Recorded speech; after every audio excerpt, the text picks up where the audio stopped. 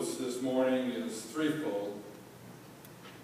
First, we're here to honor and remember a life, Jean Porter Robinson.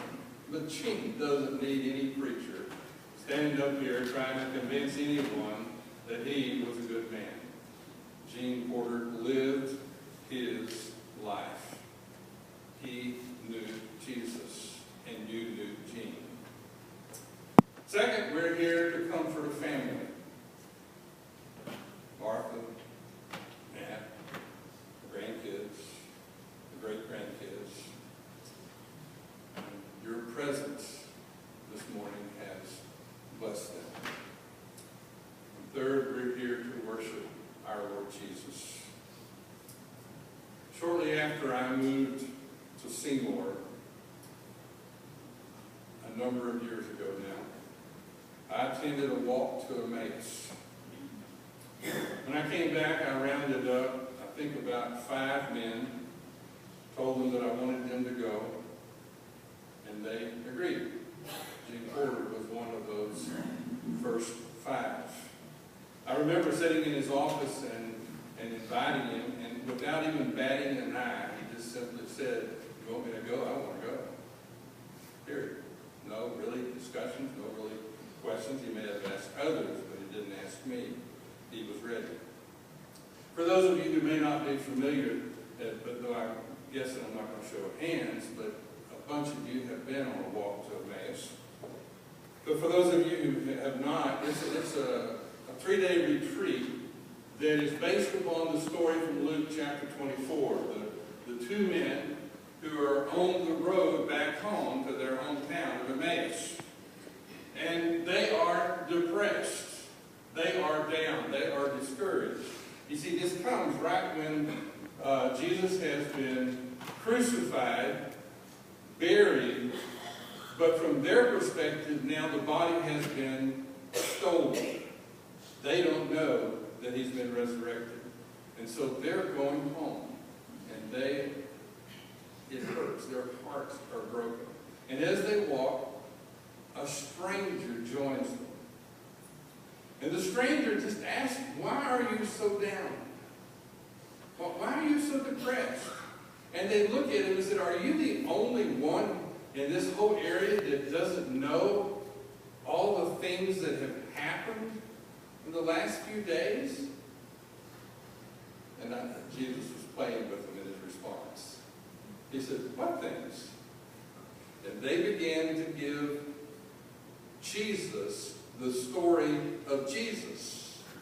They told him and said, "Yeah, Jesus, we thought he was the Messiah. And he was betrayed, he was arrested, and then he was crucified and buried, and now somebody has stolen the body." And Jesus, the stranger to them, begins to tell them about how all of this had to happen. But they don't get it. It just goes right over. When they arrive at Emmaus, Jesus pretends that he's going to keep going. They said, "Where are you going? Where are you going to spend the night? Where are you going to eat supper? Why don't you come with us?"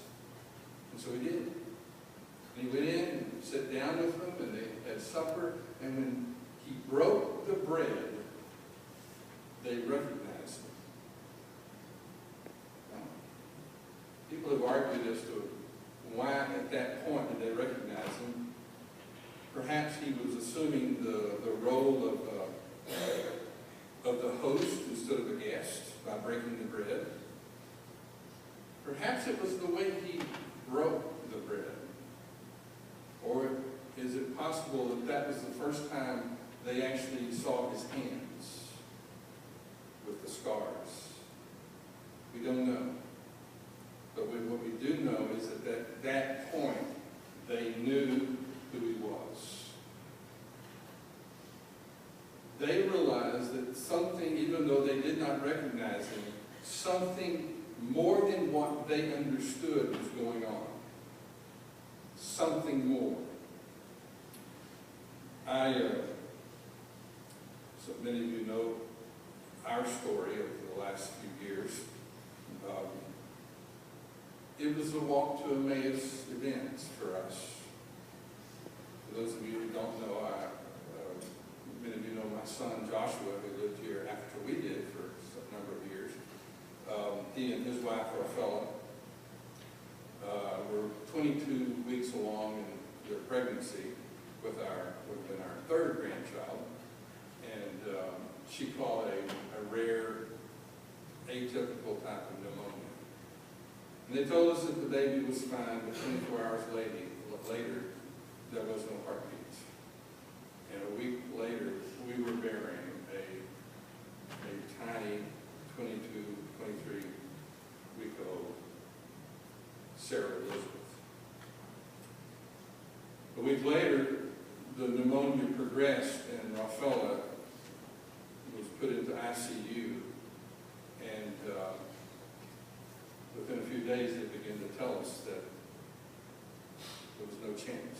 Her lungs were completely filled, and there was no chance of recovery. A week later, they said that she might be recovering. The lungs may be responding, but there's so much damage done that she'll be in a nursing home if she survives for the rest of her life. And then the third week, and they said, we don't understand how this happened, but the lungs seem to be clearing, and there doesn't seem to be any damage. At 21 days, they pulled off the ventilator, the respirator, all the things, and Rafaela opened her eyes. She smiled, and she looked at us, and the first words out of her mouth was, "You didn't see him, did you?" Didn't see who? The angels. And she began to tell us a story that started almost immediately when she went into her, the first day of the ICU, the 21 days. A big black angel walked in and said, "I'm here to teach you how to fight with spiritual warfare." And a few days later, the big black angel was joined by a little girl who appeared to be about 5 years old, named Sarah Elizabeth. The same Sarah Elizabeth that we had buried just a few weeks before was now 5. And she just piped up and said, "Mama, I'm here to help the angel teach you how to fight in spiritual warfare." And for 21 days, they had this adventure.